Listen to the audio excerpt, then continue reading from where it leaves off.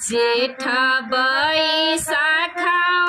के दिना दुपहरिया मोर बलमुआ हो कि मोर सजनवा हो गरमी लागेला बड़ी जोर मोर सजनवा हो गरमी लागेला बड़ी जोर।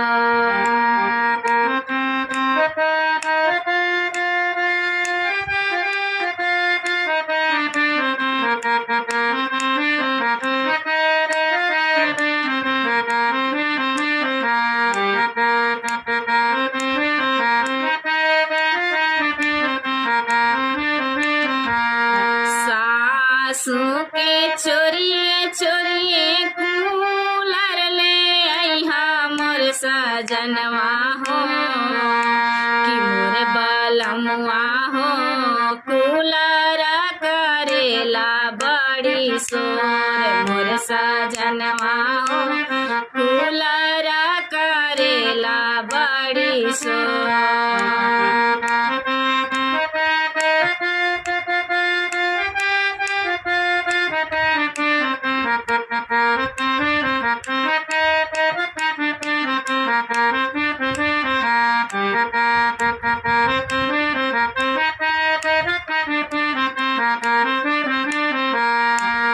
गोतिन के चोरिए चोरिए एसी लगावैहा मोर सजनवा हो कि मोर बलमुआ हो एक नीने हो जइहे भोर मोर सजनवा हो एक नीने हो जइहे भोर।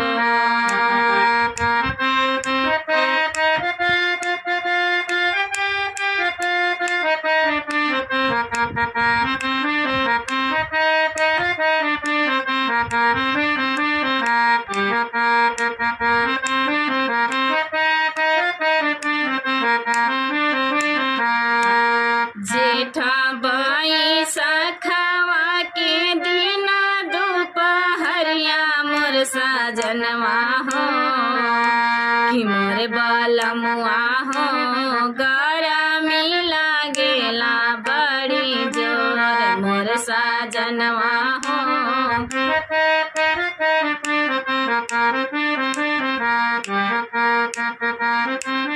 देवा